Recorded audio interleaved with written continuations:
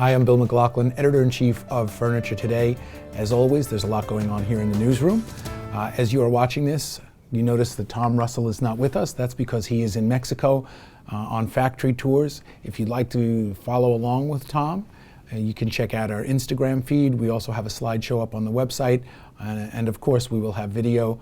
He's currently being trailed by 2 videographers throughout Mexico, so you'll get a first-hand look at some of the factories that he's visiting. Also, this week, we are following Casper's IPO. They are now officially a public company, and having reduced their price from $17 to $18 range to the $12 to $13 range, they are now trading at about $10 and change. Having spoken with several executives in the D2C space over the last week or so, the general impression seems to be that the climate for tech companies that are not delivering profitably has gotten a little bit more, shall we say, strict, a little more risk averse. And also there seems to be some sense that Casper is not getting full credit for the potential of what it describes as its sleep economy. So we'll have more on that going forward.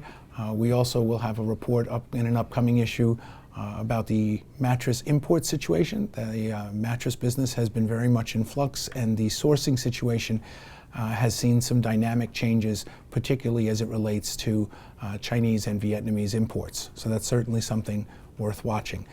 Next week we'll have Tom Russell back with us, and he will share some insights from his trip, and then again we will have video on that. Now we're going to go around the table. We have Clint Engel with us, and Clint, you're tracking some interesting things at retail this week. Yeah, well, I was going to talk about Casper. Thanks, Bill. You left me just one little thing to say about them. So at 10.40 right now, the stock is trading. That puts their market cap at around 420 million, which is a far cry from that 1.1 billion they had about a year ago. I wonder if they regret not taking that Target offer. Yeah, I think so. Okay, there's a couple of more quick hits that I wanted to mention. There was a TD Bank survey out that they interview retailers at the Las Vegas market. They talk about financing for one, but they also try to get the mood of retailers at market. And the mood seems to have improved since they did this in October. Let's see, 94 of 102 retail executives surveyed are looking for steady or increased sales this year. At the same time, just when we're not talking about tariffs anymore, it seems like the picture's improving. They were saying that their biggest concern over what could impact business in the next 12 months, 40% shows the impact of trade war on my business supply chain and bottom line. So that concern still is out there. One other thing they mentioned in this was they were asked a question about the impact of millennials on their business, and they talked about the different ways they're implementing new technology, better websites to appeal to the millennials. They said that they've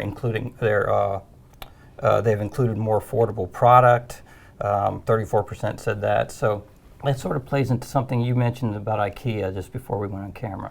Yeah, Ikea, their new CEO apparently mentioned that they're going to have an increased focus on the opening price point. Now, it's unclear whether that'll result in dropping their opening price point to try to hit lower price points, or whether that's just a more robust assortment at opening price point. But I'm very curious to see just exactly how much lower Ikea can go, and what the gravitational impact of a retailer of that size and scope, what the impact of that is on the market. Yeah. And you said that you kind of called that the Amazon effect, and I was thinking Keith Koenig talked about the same thing at our leadership conference 2 years ago, where he talked about that $299 sofa that they used to have 2 and now they have 6 or 7, whatever it was. But there is that need for retailers to focus on that part of the market to attract that generation of consumers.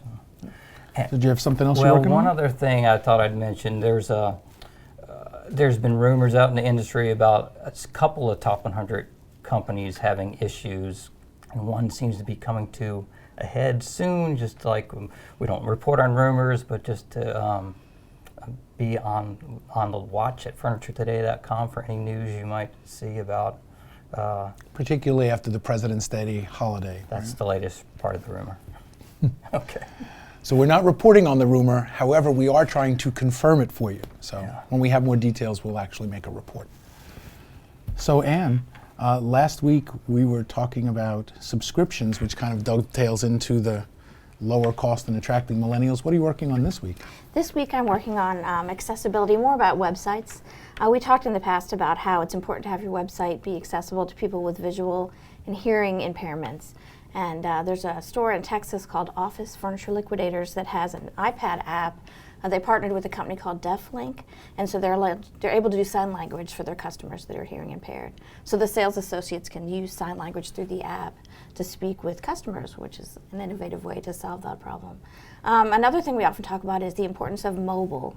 And so I'm working on a special report. I reached out to several different tech companies to talk about what's important, in making your website mobile, and learned that Google is now crawling for mobile websites before the desktop or laptop versions to make sure that they are, that's how they're creating their rankings, is by viewing the mobile websites.